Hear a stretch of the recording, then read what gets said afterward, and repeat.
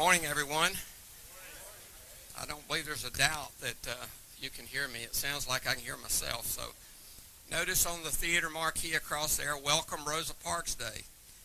I'm the Vice Chancellor of Troy University's Montgomery campus, where you are today, and you're also you're at the home of the Rosa Parks Library and Museum directly behind us. Thank you all for coming, and thank to Westerlies for your great music. You'll hear them again a little bit later. 66 years ago, a lady named Rosa Parks had just left work a few blocks right down the street at the Montgomery Fair department store. She boarded the bus, and after a couple of stops, the driver asked the black people on the bus to give up their seats to the white people standing in the aisles. Mrs. Parks refused. A few minutes later, the police came and arrested Mrs. Parks just right over there where the historical marker is on this very site. And before Troy University built this library and museum on this site, that's all that was here when bus loads of people would get off to take pictures. Then they'd get back on the bus and drive away. So this is a great crown jewel in the city of Montgomery to finally open 21 years ago. It's hard to believe, Dr. Hawkins, 21 years ago, the Rosa Parks Museum. A few minutes later, when the police came and arrested her, that moment and a few meetings that Mr. Gray, and you'll hear from him shortly, led with Mrs. Parks, Dr. King, Edie Nixon, many others. After those meetings, on a 382-day bus boycott, and what is now referred to as the modern-day civil rights movement, started right here on December 1st, 1955, and we are all here today because of her and because of those 50,000 black citizens who decided enough was enough. In late 1997, the only thing on that site was the marker, and then after discussion with the president of the campus, Dr. Glenda Curry, and of course a great chancellor, a visionary chancellor, Dr. Jack Hawkins Jr., who I'll introduce shortly, and trustee Lamar P. Higgins, God rest his soul, we lost him this year. They agreed that this site was too significant to only have a historical marker. After approval by a very visionary board of trustees, Troy University decided to build its new library on this site and name it after Mrs. Parks. We are pleased that you all could join us today on this 66th anniversary of her arrest and 21 years to this day that we opened this library and museum. Allow me to introduce our platform party and a few special guests, and if you would, please hold your applause until I get everyone introduced. On my right and to your left, the Chancellor of Troy University, Dr. Jack Hawkins Jr., Mayor of Montgomery, the Honorable Stephen L. Reed, civil rights attorney, author, and friend, and attorney for Mrs. Parks, our special guest speaker today, the Honorable Fred Gray Sr. On my left and to your right is the commander of the 42nd Air Base Wing, Colonel Aries Menser, and the lead pastor of St. Paul AME Church, Reverend Agnes Lover, and a special friend of Troy University who will be singing one of Rosa Parks' favorite hymns, Miss Sheila Jackson. In our audience, we're very honored to have with us all the way from Randolph Air Force Base, Texas, and San Antonio. He brought the weather. The commander of Air Education Training Command, Lieutenant General Marshall Brad Webb. Sir, thank you for coming.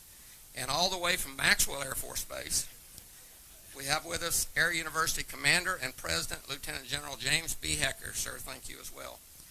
We're also very pleased to have with us today the wife of Attorney Fred Gray, Carol. Carol, thank you as well for coming. And then also in the audience we have Chairman of the Troy University's Board of Trustees, the Honorable Gibson Vance, former Commander of Air University, Lieutenant General Al Peck, Major General Bowen Ballard and his wife Carol,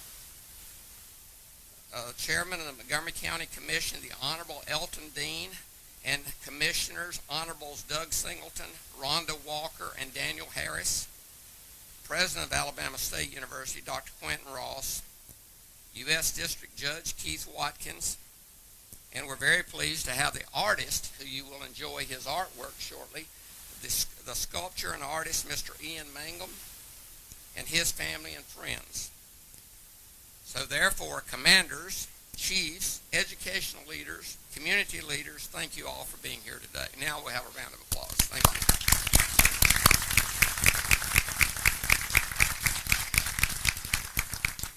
Now at this time I'd like to ask you to stand for the invocation and the Pledge of Allegiance to the flag. Offering the invocation is Reverend Dr. Lover. Dr. Lover is the lead pastor of St. Paul service this morning, which I was able to enjoy along with Colonel Mincer. And after she gets through with the pledge today, we're going to have great young scholars from Valiant Cross Academy that's going to lead us in the pledge, and I'd like to give you their names because it's so important to us to have these young people here.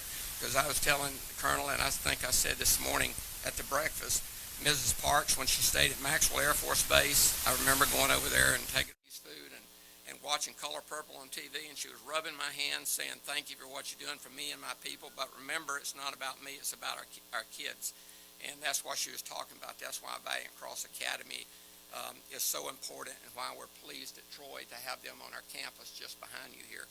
At this time, Reverend Lover, and then following her will be our scholars, Brandon Acuna, JaQuincy Scott, Conley Stout, and Jerome Harris, who will lead us in the pledge.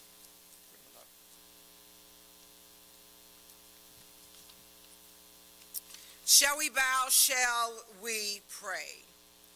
Almighty God, with kindred spirits in a heralding call to unity, we exalt your name in all the earth. We give thanks for Troy University, the 42nd Air Base Wing at Maxwell Air Force Base, and all those who played a role in commemorating the legacy of Rosa Parks through the artwork Unveiling. We thank you for the witness of those present today that embody the civic duties and civic virtues of the civil rights movement. May this masterpiece, rendered by Montgomery native Ian Mangum, inspire us to deeper civility, dismantle barriers that divide, and cultivate kindred spirits that hovered 66 years ago during the Montgomery Bus Boycott. As it was then, we beseech you now for sisters and brothers of different hues, faith traditions, and cultural backgrounds to dare to work towards inclusion, equality, and justice for all. Challenge us to be the agent of change we desire to see. As the anonymous hymn writer penned and the late Sebastian Temple composed, make me a channel of your peace. Where there is hatred, let me bring your love. Where there is injury, your pardon, Lord. And where there is doubt, true faith in you. As we continue in celebration, let us strive to make this city, Montgomery, this state, Alabama, and this nation, these United States of America, a better place. Hear our prayer, O Lord. And the people of God in agreement said, amen.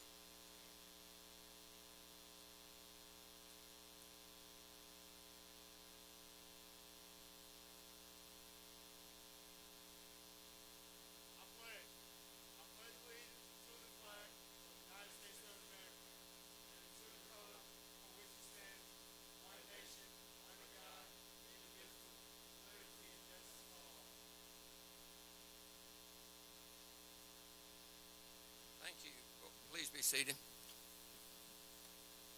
Thank you, Reverend Lover and Brandon, JaQuincy, Conley, and Jerome. We appreciate it very much, and I bet you look at all those wonderful Valiant Cross Academy scholars out there, and guess what they're doing right now? Missing a math test. Wouldn't they rather be here? I'm kidding. They probably all aced the math test. Now to bring greetings from Troy University, a Marine, a Purple Heart recipient of the Vietnam War, Alabama's Citizen of the Year, Alabama Academy of Honor inductee, and the longest-serving CEO of a public university in the United States over 32 years, my boss, a visionary leader, and the Chancellor of Troy University, Dr. Jack Hawkins, Jr. Sir.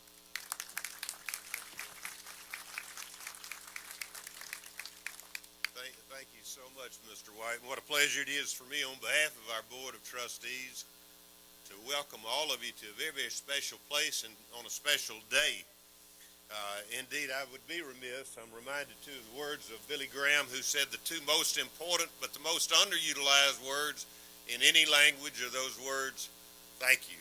To Eon Mangum, thank you. Thank you for sharing your talent and your artwork with us. We look forward to many thousands and thousands of visitors having an opportunity to enjoy the work as they approach and leave this very special place.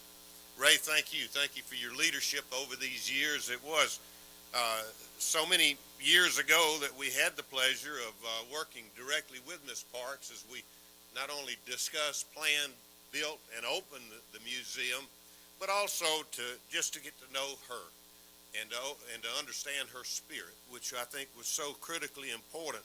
I'm delighted that so far 5 states across this country have designated this day or a day in memory of Miss Rosa Parks. And so we have 45 down, but we have 5 down, but we have 45 to go. And I think in time that will occur. It needs to be a nationally recognized day to remember all that has gone on here in this special place. But as Ray pointed out, it was on December the 1st, 1955. We opened it on December the 1st, 2000. But we realized quickly thereafter that there was a missing ingredient, and that was the ability of most young people to really understand segregation. And it was then that we decided that there was an educational piece that could be put into place, and it was put into place next door with the children's wing that really does emphasize what happened between Jim Crow and the bus boycott and all that happened afterwards. And so today, the complete picture. Since we opened this museum, over 1 million people from over 100 countries have participated in this experience. Well more than 100 members of the United States Congress have been here. All the icons, I think, in the civil rights movement have come through this very special place. It was particularly special to our late friend and the boy from Troy, as proclaimed by Martin Luther King, John Robert Lewis.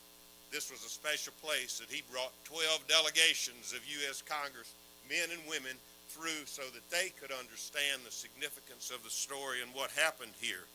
But I say today, and yesterday we celebrated the birthday of another great individual, Winston Churchill, who said, "Never have so many owed so much to so few."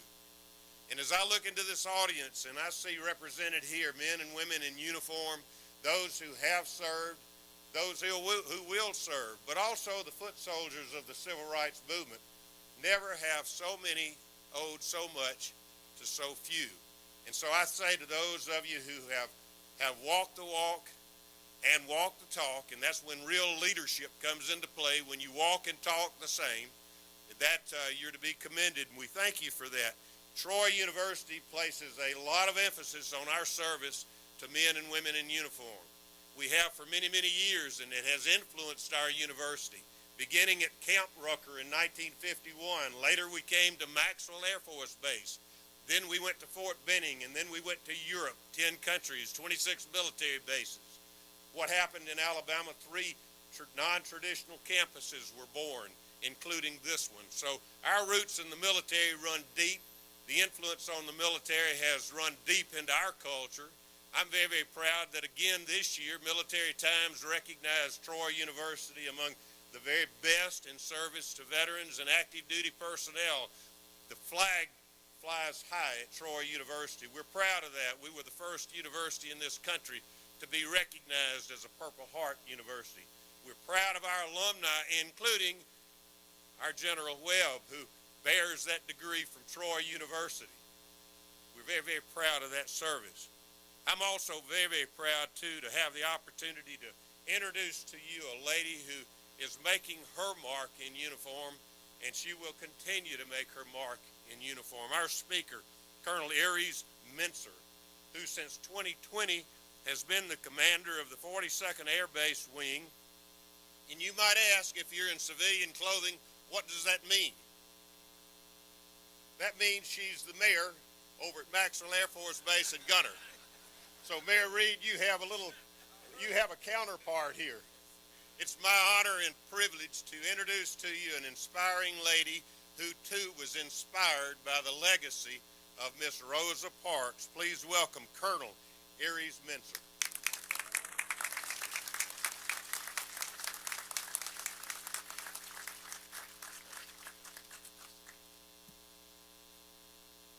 Well, good morning, Montgomery.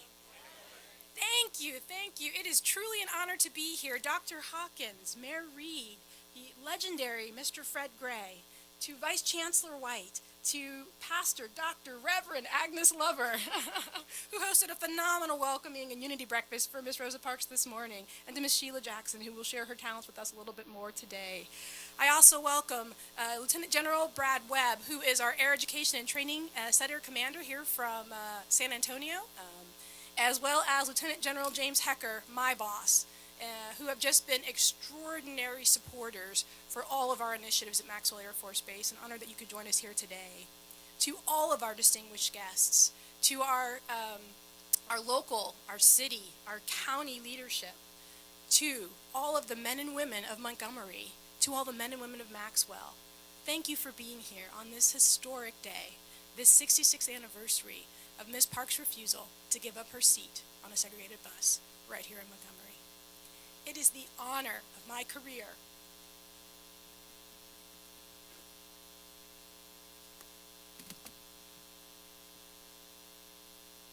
to be here. And I told my little boy, Jackson, I was going to keep it together today. So here I go.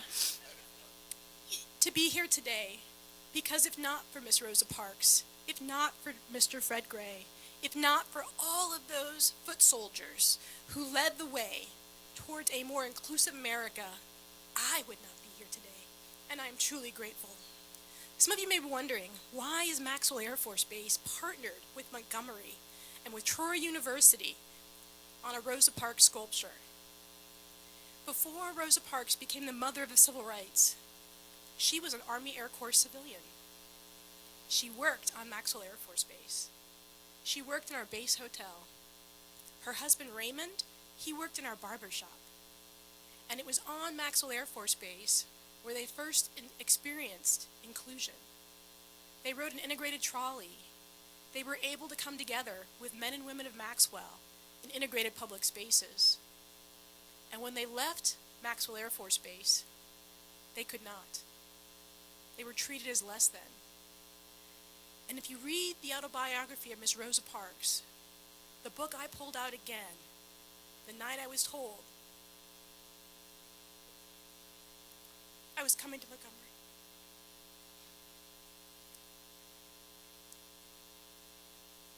In there she says, you might just say, Maxwell opened my eyes up. It was an alternative to the ugly policies of Jim Crow. After leaving Maxwell Air Force Base, she went on to lead the Montgomery Bus Boycott, to refuse to give up her seat right here where we're standing today. While working on Maxwell Air Force Base,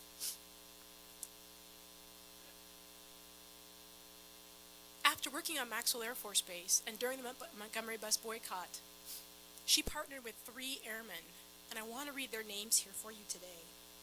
Master Sergeant Booker T. Holmes, Staff Sergeant Alfred Ellis, and A1C Otis Carlton. Those were airmen who worked on Maxwell in 1955. And when they came outside the gate into Montgomery, they were not included. On the 21st of February, 1956, they were indicted along with Miss Rosa Parks because they got involved in the movement, and they were giving rides around Montgomery when people refused to take the bus and protest. And I want you to think about that for a minute. As the commander of Maxwell, I focus on 3 priorities, and one of them is called the freedom to serve. It's the ability to cultivate conditions and remove barriers so that airmen, guardians, and their families can rise to their best as part of a fully inclusive force. And in 1955, as we protested the segregated buses here in Montgomery, there were airmen on Maxwell who did not have that freedom to serve. They put on the uniform to serve their country and to hold up our founding ideals that all Americans have access to justice and to freedoms and to liberty and prosperity, but that only existed for those 3 airmen when they served on the base.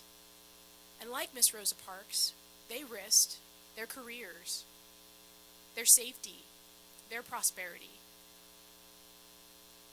just for our freedoms. In November of 1956, the U.S. Supreme Court integrated federal transportation as a result of those 3 airmen and Rosa Parks and the legendary Fred Gray and all of those foot soldiers who put their personal safety and prosperity on the line to hold up our nation's founding ideals. You know, in the last 24 years, everywhere I go, people tell me, thank you for your service. But my service wouldn't be possible if citizens, Americans, didn't fight so that all of us have the freedom to serve and the ability to rise to our best as American citizens and fully live out our constitutional rights. And that's why last year we put a Rosa Parks sculpture on Maxwell Air Force Base. It's at the crosswalk where children go from housing to get to our Maxwell Elementary Middle School. And if you know much about our school, it was put on Maxwell after the integration of schools because our airmen on the base could still not access integrated education in Montgomery. And today it's there as an alternative to education because our mayor and our chamber and so many of the amazing partners here in Montgomery continue to expand access for military families to have a high-quality public education right here in Montgomery. And we are so grateful for that, Mr. Mayor, and all your work with that.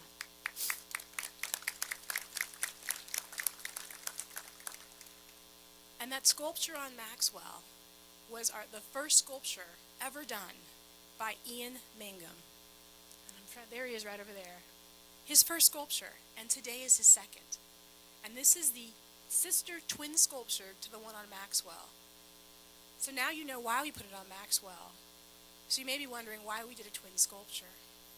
Because our sculpture on Maxwell isn't accessible to everybody. And if we are going to truly honor the life and the legacy of Miss Rosa L. Parks, she was all about unity. She was all about inclusivity. She was always all about equality. And our sculpture, not everybody can get to it, although we welcome everybody to come visit us at Maxwell. But everybody can get here and see Ian's gorgeous sculpture that we're going to unveil here in just a minute. But that sculpture on Maxwell and the sculpture here today is possible not because of me and not because of Ian, although he did extraordinary work. But there were some people behind the scenes who made sure that that moment was possible. First, there was Virginia Whitfield. Please stand.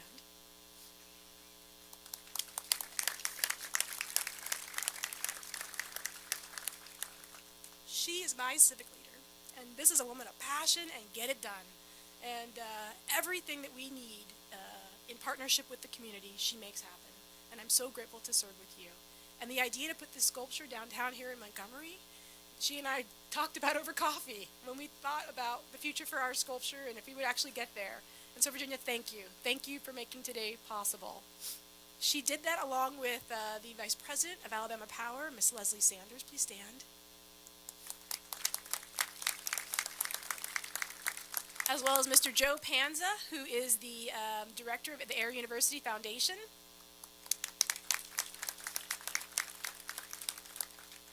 And Mr. Ray White. These were the folks, please, yes, who said that sculpture is too beautiful to limit the access. And they made today's sculpture a reality. And I just want to take this opportunity to say thank you. Ian made this sculpture out of black powder-coated steel. He wanted it to be resilient through the generations. And like Rosa Parks, he wanted to make sure that once we put it up, it could not be moved.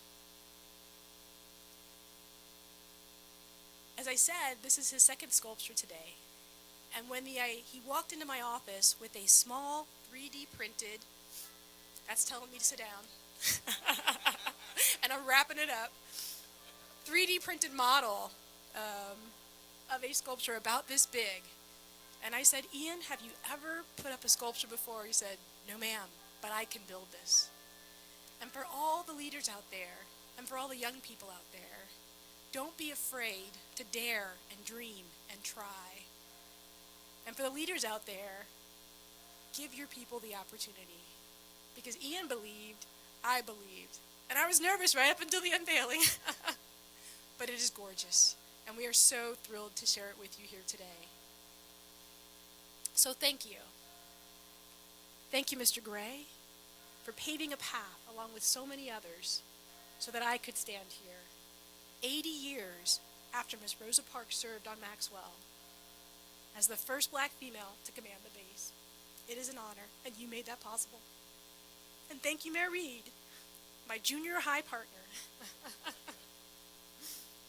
who has been an amazing champion for all things Maxwell from the moment I arrived here. And the work we are doing with your Montgomery 2.0 to truly make Maxwell welcoming for everybody will endure the missions of Air University and Maxwell Air Force Base for future generations. And for Dr. Hawkins and Vice Chancellor Ray White, for your work in holding up the life and the legacy of Miss Rosa Parks. Everyone that comes to Montgomery comes to Troy. And through your education platforms, you are building the next generation of leaders who will help us get even closer to our nation's founding ideals. And to our youth that are out there, from my 11-year-old son, Jax, to the amazing men and women I see standing before me. This is your world. This is your chance. If a woman, a young seamstress, with little power or position or profit can change our nation for the better, what can you do? What can we do? We all have a responsibility to secure the freedom to serve, to bring us closer to our founding ideals, to honor the life and legacy of Miss Rosa Parks. And that comes from the service of all of us, whether in or out of uniform. So let's not let this be a moment, but let's let this be our commitment to hold up her legacy and continue the great work. And always remember Miss Rosa L. Parks and the sacrifice and service she made so that we could be part of a better America. Thank you.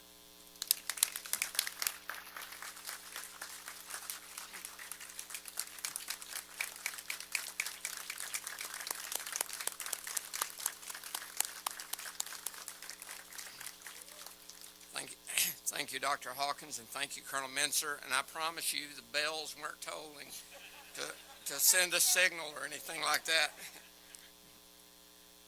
At this time, I'd like to invite to the podium the first African American and youngest elected probate in Montgomery County, a recipient of the Martin Luther King Jr. Leadership Award for Government Service, a church leader, a community leader, and a father. The leader who led the city through a successful property tax vote and through nearly 2 years of COVID challenges, which we're still going through. The first African American to hold this title, ladies and gentlemen, the 57th Mayor of Montgomery, the Honorable Stephen L. Reed.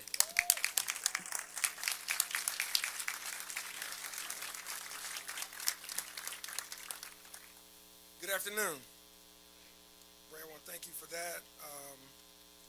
To Dr. Hawkins, certainly to the chair, Board Gibson Vance here at Troy University, in the spirit of my good friend, big brother, advisor, counselor, and mentor, Lamar P. Higgins. I want to thank everyone that is here on the platform. I want to thank everyone that is here in person, all of our military leaders, our generals, Colonel Mincer, faith leaders and community leaders. Thank all of you for being here today, but more importantly, what you do every day in this community. I certainly want to give acknowledgement to the scholars from Valiant Cross Academy.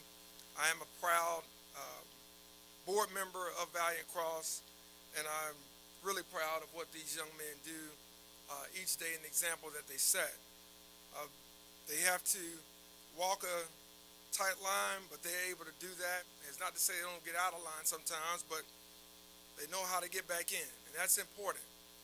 And I want to thank all of the students from Montgomery Public Schools who will be watching this as well, who may not have been able to come in other schools. And I want to focus in particular on the young people, because I do think it's important what was said earlier by Mr. White, that Mrs. Parks really had her eye on the future and had her eye on the children. And I'm not here to give a speech as much as I'm here to introduce Attorney Fred Gray.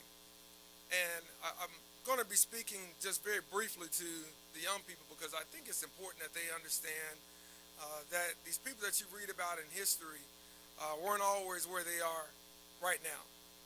They weren't always at this stage in life where they are right now, and it's important, I think, for us to convey to them a little bit of the context. When we think of where we stand, I was reminded of some of the words that our County Commission Chairman, our partner Elton Dean, mentioned earlier this morning. He said it very often that, then it was their Montgomery, but now it is our Montgomery. Taken from the Martin Luther King Jr. Research and Education Institute, housed at Stanford University, I want to read a passage, and then I'll introduce our speaker and our honoree. Sparked by the arrest of Rosa Parks on December 1, 1955, the Montgomery Bus Boycott was a 13-month mass protest that ended with the U.S. Supreme Court ruling that segregation on public buses is unconstitutional. The Montgomery Improvement Association, otherwise known as MIA, coordinated the boycott, and its president, Martin Luther King Jr., became a prominent civil rights leader as international attention focused on Montgomery. The bus boycott demonstrated the potential for nonviolent mass protests to successfully challenge racial segregation and served as an example for other campaigns that followed. In Stride Toward Freedom, Dr. King's 1958 memoir of the boycott, he declared the meaning of the Montgomery Bus Boycott to be the power of a growing self-respect to animate the struggle for civil rights. This part is very important. I want you to hear, and I'll say it with a little emphasis. The roots of the bus boycott began years before the arrest of Mrs. Rosa Parks. The Women's Political Council, WPC, a group of black professionals founded in 1946, had already turned their attention to Jim Crow practices on the Montgomery City buses. In a meeting with then Montgomery Mayor W.A. Gale, who the planetarium is named after, in March of 1954, the council's members outlined the changes they sought for Montgomery's bus system. No one standing over empty seats, a decree that black individuals not be made to pay at the front of the bus or enter from the rear, and a policy that would require buses to stop at every corner in black residential areas as they did in white communities. And the meeting failed to produce any meaningful change. WPC President Ms. Joanne Robinson reiterated the council's request in a May 21st letter to then Montgomery Mayor W.A. Gale, telling him there has been talk from 25 or more local organizations of planning a citywide boycott of buses. A year after the Women's Political Council's meeting with then Montgomery Mayor W.A. Gale, a 15-year-old named Claudette Colvin was arrested for challenging segregation on a Montgomery bus. Young men in the back, young women who may be watching, 15 years old. I want you to hear that. 7 months later, 18-year-old Mary Louise Smith was arrested for refusing to yield her seat to a white passenger. Neither arrest, however, mobilized Montgomery's black community like that of Ms. Rosa Parks later that year. I say that because I don't want anyone to leave here with the myth that Mrs. Parks sat down because she was tired. I don't want anyone to leave here with the glorification that this was somehow anything other than tactical strategy that the leaders of this community use. I don't want anyone here to leave here under the impression that this was not well thought out. This was not well planned.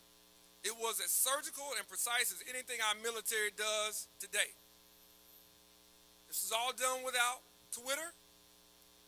It's all done without Instagram, Facebook, no method of social media in the ways that we communicate. There wasn't a mayor that would then have a conversation with a native son of Montgomery like Attorney Fred Gray. There was not a county commission chairman or county commissioner like a Elton Dean or Dan Harris, who grew up during that time, to go and bounce ideas off of. There wasn't the freedom and flexibility from even our Air Force leaders to meet with them to think about how they should go about planning this protest.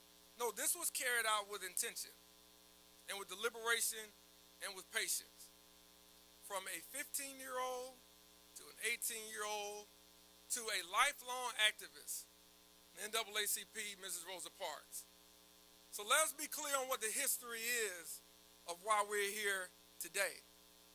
Let us be clear on those that participated in this, the contributions and the leadership of women, in particular, Ms. Joanne Robinson, Dr. Ross, who I know worked at Alabama State Teachers College for a while. That young pastor was deciding between the arrest and the election by the MIA whether or not he should move forward. There was Ms. Robinson churning out those flyers, the women taking the lead role, while some of the pastors, the male pastors, Dr. Lover, deliberated. The women activated. And so I want us to have this in context from a political, from a community standpoint of why we are here today. Because oftentimes we are given the shampooed version. It's watered down. And we don't give those that sacrifice and those that really stood to lose a lot their just due. And I bring that up because I don't know if there was anyone more integral in that than the person who is our speaker for today. And that is someone Dr. King called the chief counsel of the protest movement.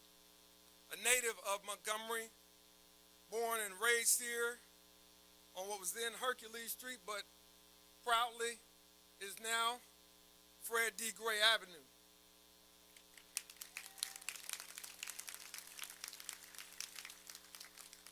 A graduate of Alabama State University and Case Western Reserve Law School because he could not get into the law schools here. He returned back to his hometown and vowed to destroy everything segregated he could find. And if I didn't know any better, I'd say he was pretty good at tearing down things like that. He wasn't always at this stage in life, but he was always someone with an activist heart and passion to bring about a great impact. And I think we ought to appreciate the fact that he's still here, the fact that, as he tells me, he still practices law, and the fact that he is capable and able, along with his wife and along with his family, to tell us the real truth and the real meaning behind many of the things that we have read about and talked about. And when we dedicated Fred D. Gray Avenue last month, I said to some people, I hope every school kid watches that dedication, not because of anything that I said or anything that any of us that were on the program, but for what Attorney Gray said. I said, there's nothing better than to hear from people who really change this nation and this world in their own words. We don't have that opportunity very often, but sometimes in this community we can take that for granted because we walk among them. But it's something for us to keep in mind when we consider what Attorney Gray was doing at the age of 24. I know what I was doing at the age of 24. And it wasn't anything close to being as heavy or as consequential as what Attorney Gray was doing at that time. And so it certainly serves as my honor, my pleasure to have with us today, speaking before us, the Chief Counsel of the protest movement, and one who not only destroyed everything segregated who could find, but who built a foundation of equality and freedom that forced this nation to look at itself and re-examine itself in the mirror that resonates right here in Montgomery through his work, through his scholarship, and through his activism. And for that, Attorney Gray, I am grateful, I am thankful for your presence, and I will once again, tell you and pledge to you that we will continue to call on the Biden-Harris administration to award the Presidential Medal of Freedom to someone who has done so much, not just for this city, but for this nation. Attorney Fred Gray, thank you for being here. Please come. Thank you.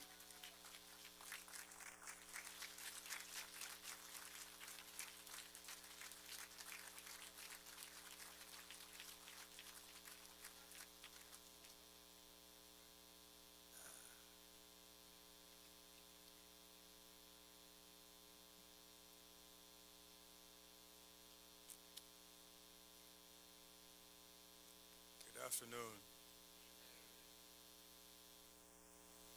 When you have an introduction like that, what do you say? After listening to two speeches, if I had any sense, I'd probably say thank you very much. And I looked, and my wife pointed out to the fact that Nancy Gray arms. I didn't know she had a block here. That happens to be my mother.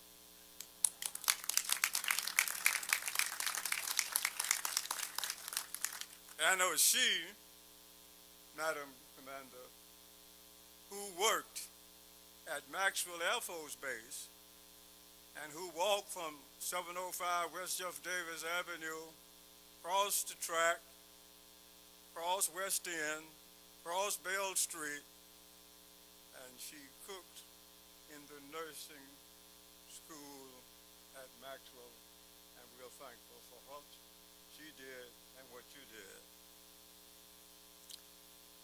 Let me thank you, Mr. Chancellor, for all the work you have done and are doing here. I want to thank Vice Chancellor for making all the arrangements. He told me how long to speak, but I'm not going to tell you. He told me and gave me an option of a couple of things to talk about, and I'm not going to tell you what he told me that either. But I thought I would look at this audience, think about what has taken place, and tell you we are very proud of the Rosa Parks Museum. We are proud of Troy for doing it. You see, we have at least 2 generations who know nothing about hardcore segregation. And we need museums like the Rosa Parks Museum. But we also need them across this country. And we want to invite you to the little museum that's in Rosa Parks' hometown, the Tuskegee Human and Civil Rights Multicultural Center, also known as the Tuskegee History Center. It gives you a history and it indicates the contributions made by the 3 ethnic groups: Native Americans, Americans of European descent, Americans of African descent. It serves as a permanent memorial for the men in the infamous Tuskegee syphilis study. And it gives you a history of the civil rights movement from the time African Americans was brought to this country to the date, indicating persons who were involved. So I'm happy, and when I was invited to come, I came for several reasons. One is I want to see a closer working relationship between the Rosa Parks Museum here and the Tuskegee Human and Civil Rights Multicultural Center located in her community, and I'm sure you'll do that. Now, and all of you dignitaries, happy that my wife is here with me. She is a designated driver. She doesn't want me to do much driving at 90 and will be 91 on December 14th. We are second marriages. She had been married for over 30 years. I'd been married for over 40 years. We met at a church function, and for the last, she said she wanted the responsibility of taking care of me, and for over 20 years she's done that, and I want to thank her for it. On December the 1st, 1955, when Mrs. Parks walked from, as the Vice Chancellor has told you, Montgomery Fair department store where she worked, to 113 Monroe Street and up the stairs to the law office of Fred D. Gray, a young 24-year-old lawyer. It was a routine trip. It was just as she had lunch with her friend on that mild December day, very much similar to the day that we have here today. As I look at the time, it just so happened that it is now 12:23. 66 years ago, Mrs. Parks and I sat in my office. We talked about the problems confronting this community, and we talked about how to solve some of those problems, and we had been doing that for almost a year. We enjoyed our lunch, discussed the various problems of the day concerning racial conditions in Montgomery. When 1 o'clock came, the lunch ended. Ms. Park went back to work at the Montgomery Fair. But during our lunch, I informed her that I had an appointment out of town that afternoon. I continued my work. I left the office for my appointment. Upon my return to the city late that evening, I was shocked to learn that Mrs. Parks had been arrested on an incident that occurred on a Montgomery bus. We had discussed in our meetings over and over about what a person should do in the event that person decided that if they were asked to get up to give their seat to a white person, what they should do. So while Mrs. Parks had never told me what she would do if such an opportunity presented itself, I was not surprised to know when I got back home that she had been arrested when that bus stopped at where we are here this afternoon. But when I got back, I had phone calls from a lot of people, including one from Mrs. Parks, invited me to come over to her house and told me that she was arrested. I had one from Joanne Robinson. I had one from E.D. Nixon because he had signed her bond. And I got in my car, drove to Mrs. Parks' house in Carver Court, a block or two from the church that I attended, Hope Street Church of Christ, and another block from Hope Street Baptist Church, where the first bus boycott mass meeting occurred, she told me about what had happened. This was on Thursday evening. It's getting late. And she said that her case is set for 8:30 a.m. the following Monday. And she wanted me to represent her. I told Ms. Parks, that's fine, I'll do that, we'll do it. But I want you to also know, I said, you know, Ms. Joanne Robinson has been talking about getting the community involved. You have done your part, your case is pending, and we're going to take care of that, so you don't need to worry about it.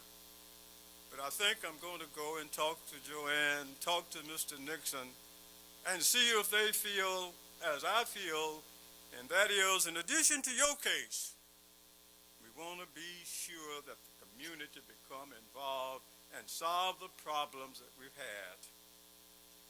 She said, that's fine. I said, but don't you worry about it. You've done your part.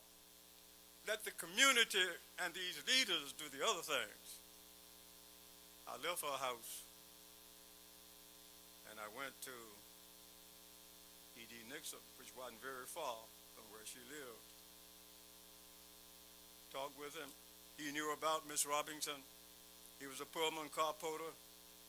He was going to have to leave town the next morning, Friday, so whatever he was going to have to do, he was going to have to do it that night and early. But he says, I said, I'm going to go over to Joanne Robinson's house, and we're going to see what we can do about keeping the people off of the buses on Monday. I went to Joanne Robinson's house. We talked about it. We concluded as the two of us, and only the two of us, sat in her living room and talked, that if we're going to ever do anything community-wise, now is the time to do it. If we're going to do it, we're going to need to get the preachers involved because they have more people in church on Sunday morning than any other group. We're going to need to get E.D. Nixon and Rufus Lewis involved because those are the two leaders involved on the black community. And we're going to need a lawyer. So she said, well, I tell you what, Fred. She said, number one, we need to do it. Number two, if we're talking about staying one day, if we are successful, we're going to have to be prepared to go the whole long road. And I said, that's fine. And she said, if we're going to do that, we're going to need a spokesman. And I know the spokesman that we ought to get ought to be my pastor, Dr. King. I haven't been here long, but he can move people with words. I said, that's fine. Then I said, well, E.D. Nixon is a Pullman car porter. He knows Philip Randolph in New York. Make him the treasurer, and he'll get some money so we can keep people off of the buses. And Rufus Lewis had been a former coach at Alabama State and owned the nightclub, and you had to be a registered voter to get in it. But his wife, Jewel, was the co-owner of the largest black funeral home in town, Ross Clayton Funeral Home. It was the largest then and the largest now. They have cars and make him chairman of the racing commission. And here am I, you need a lawyer, said me. Those plans were made in her living room. But one thing about it, it couldn't be known that Joanne was doing it because she worked at Alabama State. And she would have lost her job before she lost it. Ultimately lost it anyway. And it couldn't be known that I was involved in it because they'll say that I'm drumming up business and I'd be disbarred. And they'd already disbarred Arthur Madison, a black lawyer, for doing something like that. At least they said that.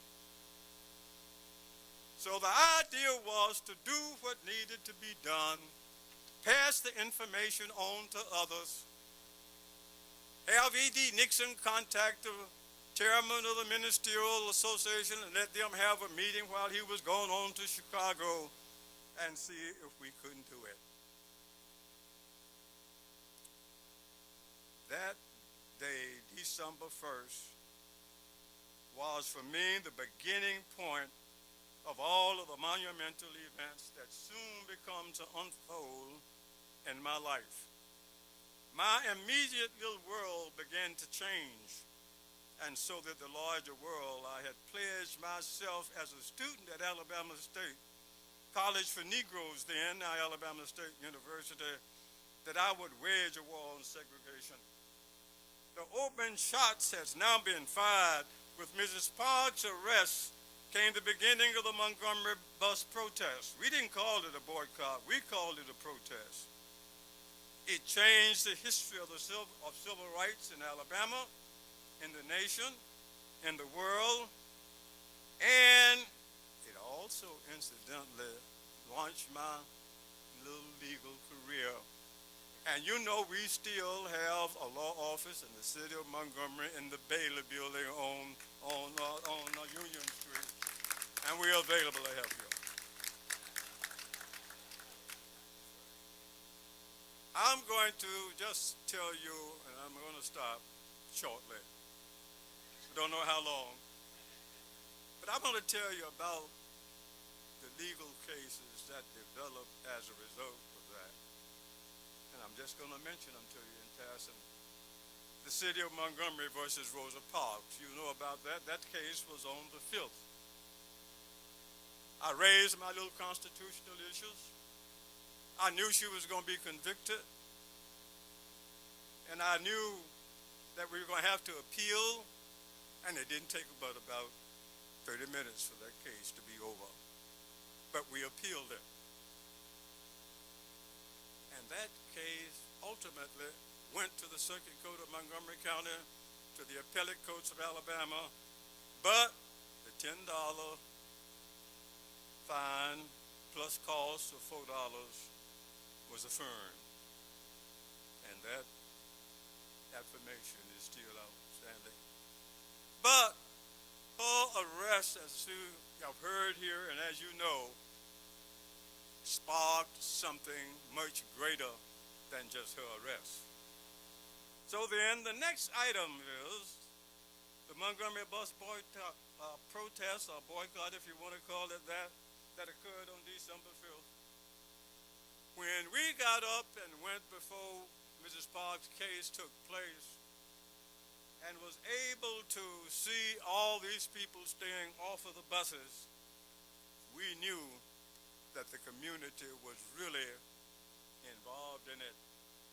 But what it did was, her arrest sparked the modern civil rights movement.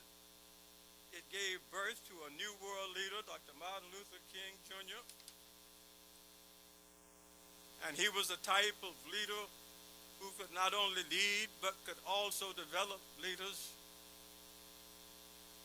While we did not anoint him as king, he was appointed as king as far as we were concerned.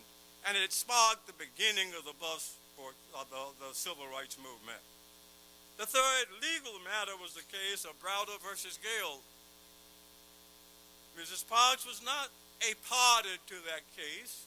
I didn't want her to be a party because her case was on appeal in the state court. And I didn't want the defendants to say that this is a collateral attack on the jurisdiction of the state court proceeding. And since there were other people, and you've heard about Claudette Corbin, and you've heard about Mary Louise Smith, these two young ladies, and there was Mrs. Browder and Mrs.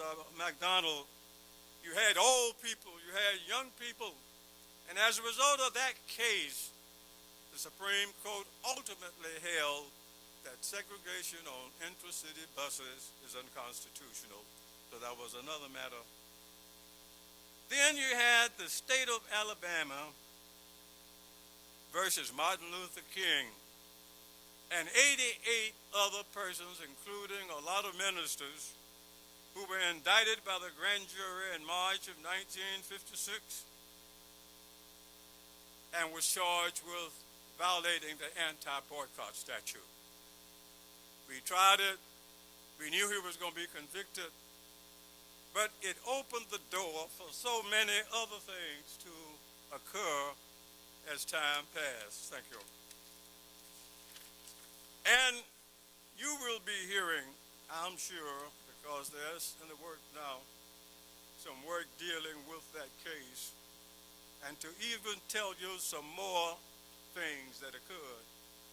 But there was one other case that occurred too, and that was the case, you see, you had the city of Montgomery versus Rosa Parks, then you have Browder versus Gale. Then the city of Montgomery decided in about November that they would file a suit against the MIA and Dr. King and the officials to enjoin the carpool. I don't know why they didn't do that earlier. I thought they would have done it, but they didn't.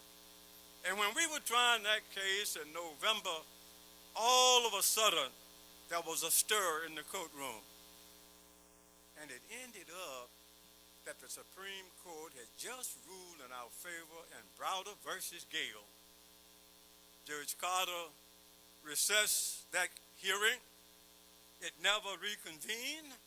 The bus boycott ended, and that was the beginning of the civil rights movement. Now then, one could say, and I do say, Mrs. Parks' refusal to surrender her seat on a Montgomery bus was a pebble in the segregated waters of Montgomery that created a human rights tidal wave that eventually washed on the shores of such faraway places as the Bahamas and China and South Africa, the Soviet Union, Egypt, and the Middle East. However, and the mayor said something about this, it's still a part of my speech. However, if Claudette Colvin had not done what she did on March 2nd, 1955, Mrs. Parks may never have done what she did on December 1st, 1955. If Mrs. Parks had given up her seat on December 5th, 1955, she would never have been arrested.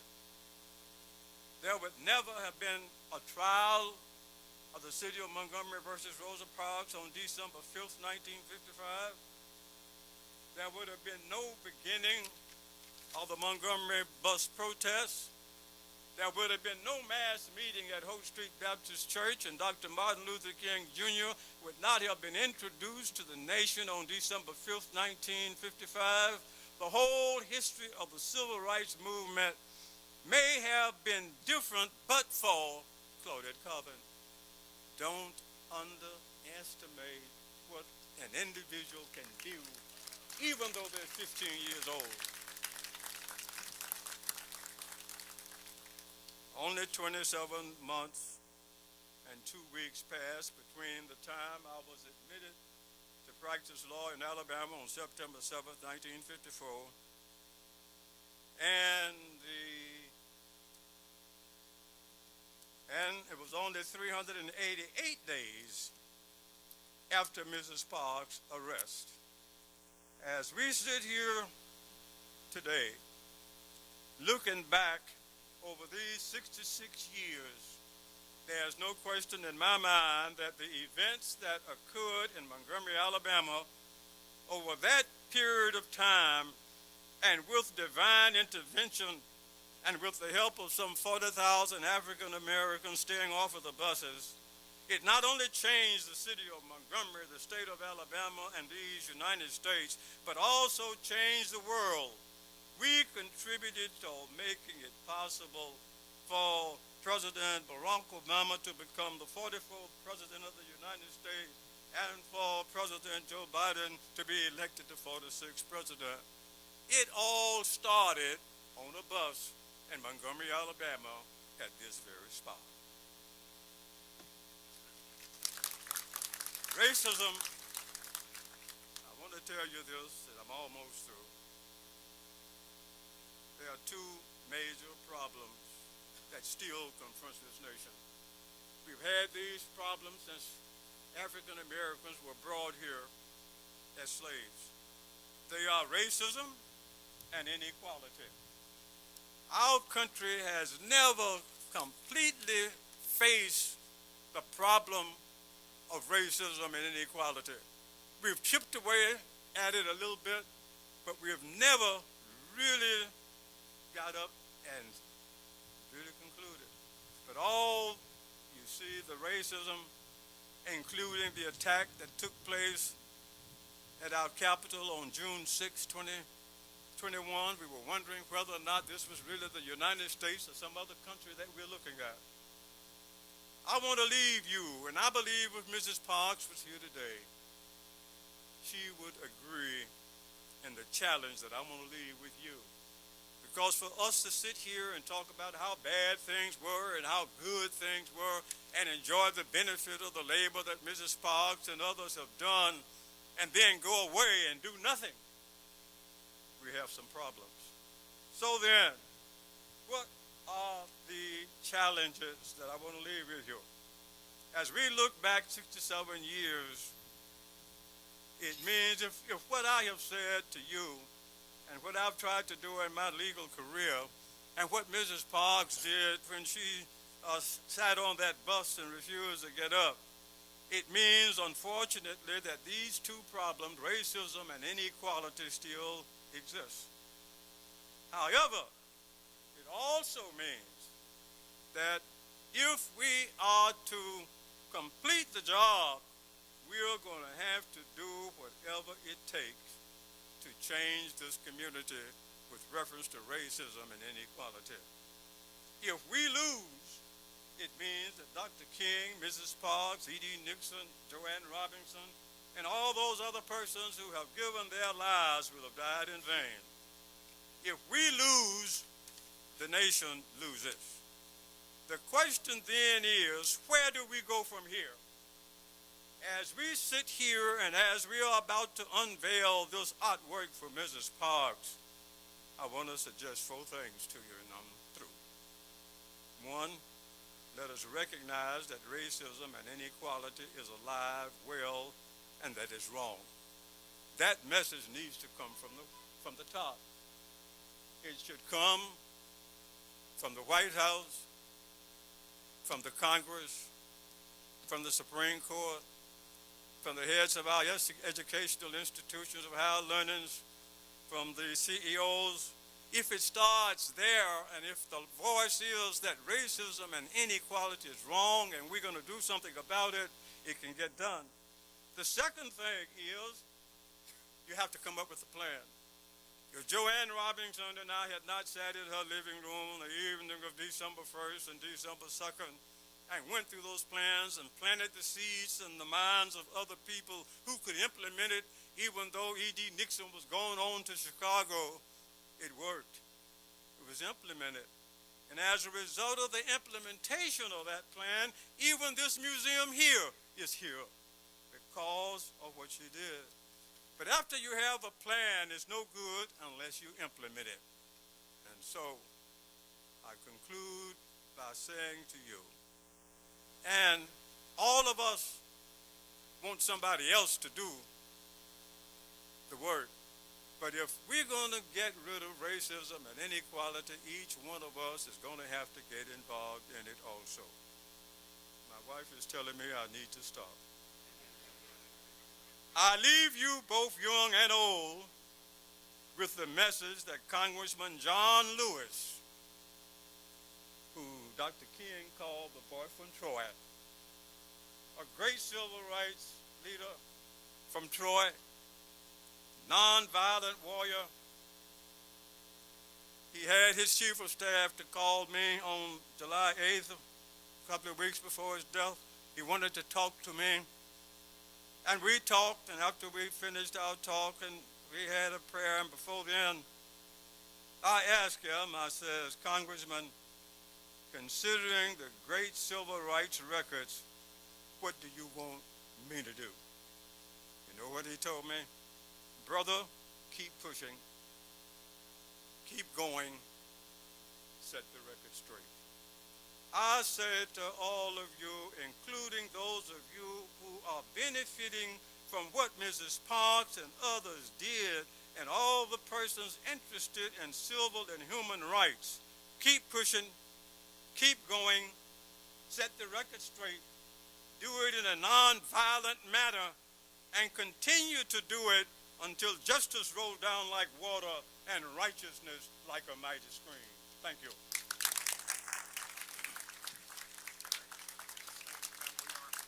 Thank you.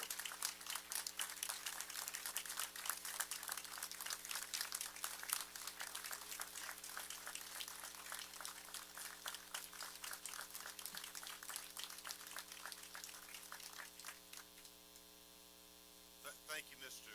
Gray. What a powerful reminder. It's often said that bad things happen when good people do nothing.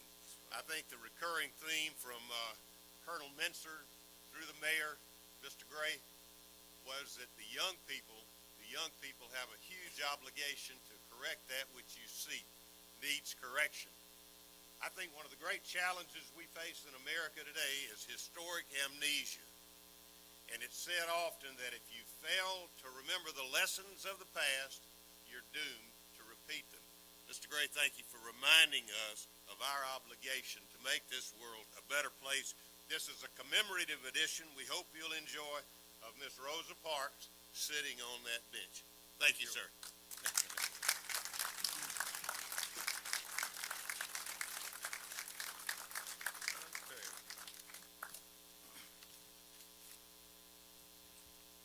Please be seated. Thank you, Dr. Hawkins. Thank you, Mr. Gray, for your inspiring words and your challenges. And we will establish that relationship with Tuskegee that you challenged us on as well. If I can stop the wind from blowing for a moment. Save the flag. Oh.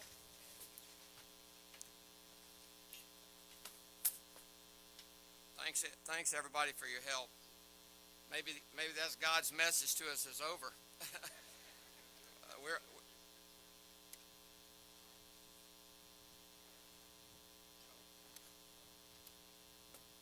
Okay. I think Commissioner Elton Dean wants to say a word or two.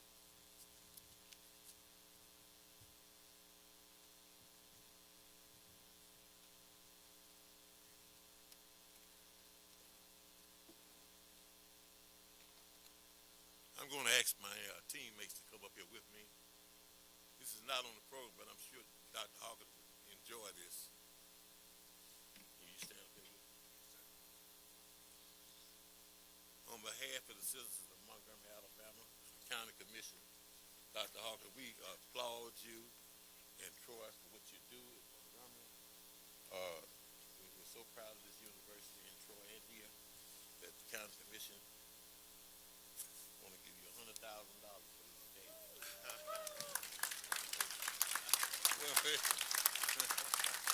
Thank you, sir. Yeah. This is the Christmas gift. Yeah, go on, get the picture now. Who got the picture? Oh, he got it.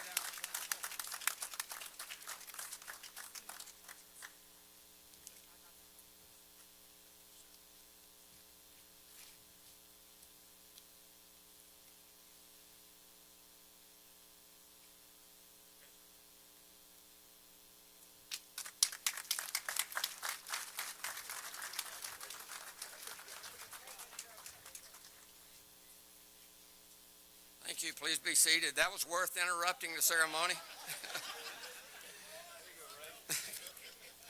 All right. Checks in the mail. I'll MC a ceremony anytime.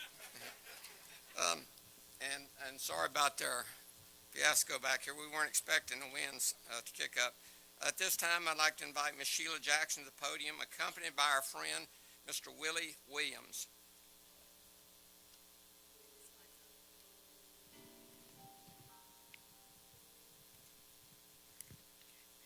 I'm gonna move a little closer to the music.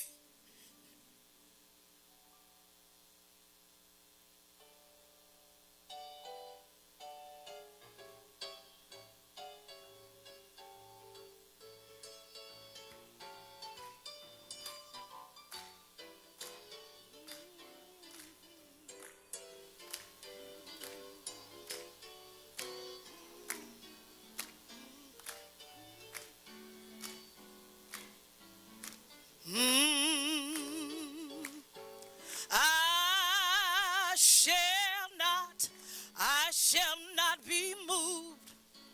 I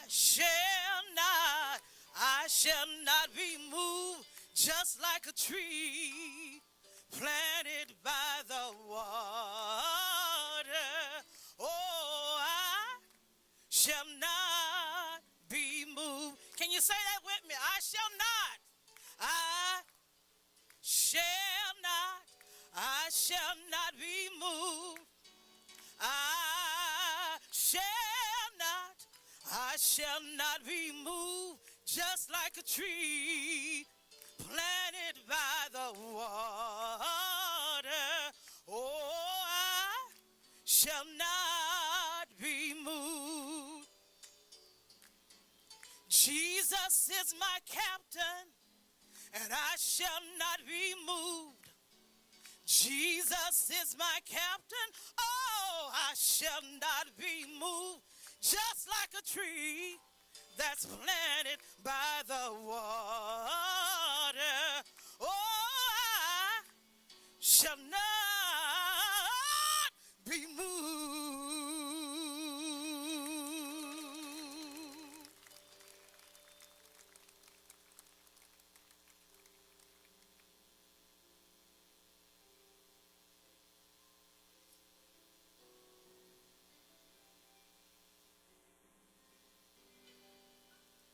Oh Lord my God, when I in awesome wonder consider all the world thy hands have made, I see the stars, I hear the rolling thunder, thy power throughout the universe displayed. Then sings my soul, my Savior God, to thee. How great thou art, how great thou art. Then sings my soul, my Savior God, to thee. How great thou art, how great thou art. When Christ shall come with shout of acclamation and take me home, what joy shall fill my heart. Then I shall bow, yes, in humble adoration, and there proclaim, my God, how great thou art. Then sings my soul, my Savior God, to thee. How great thou art, how great thou art. Then sings my soul, my Savior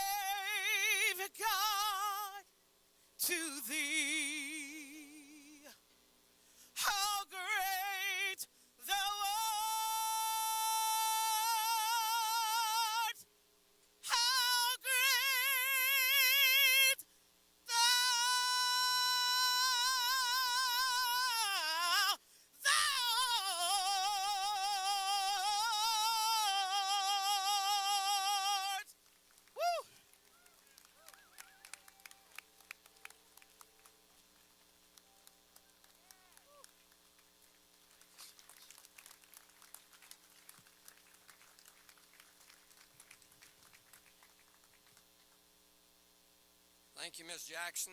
And I'll guarantee you, if Rosa Parks was here, she would have loved that just like she loved that favorite song of hers.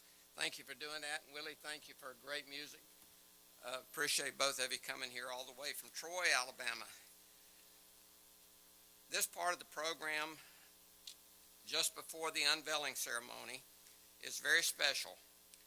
This was a song that was performed and written by Mason Bynes. It will be performed by the Westerlies, who you see sitting here in front of you.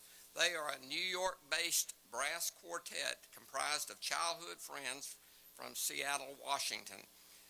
Riley Mocar, Chloe Rowlands on trumpet, and Andy Clausen and William DeCote on trombone, here to play the song For Rosa, the Westerlies.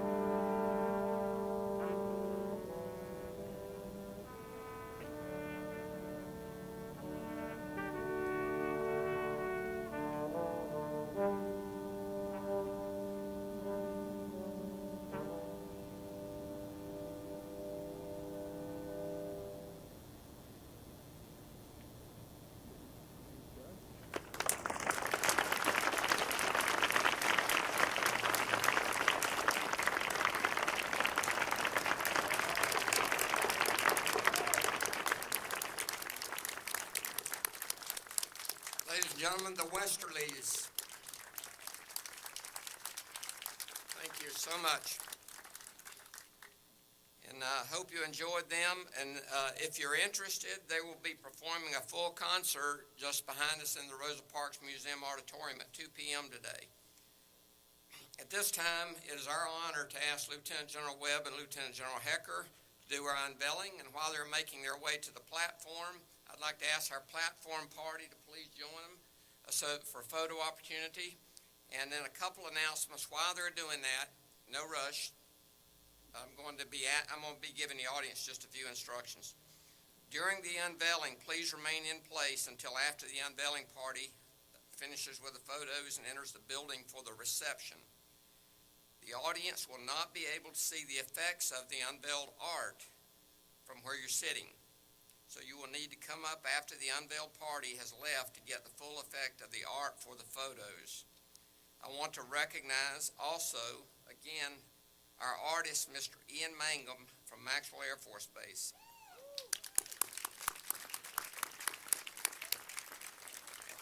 Thank you to your father and your family and friends for coming in. Thank you for your great work.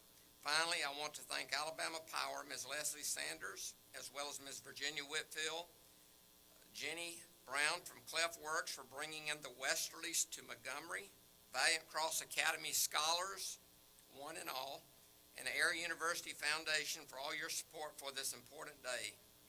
And last but not least, a special thank you to my assistant, Cindy Harden, and a wonderful Troy University staff for all your great help during this ceremony. Now I'd like to ask General Webb and General Hecker if God will do us one more favor on three. 1, 2, 3. All right.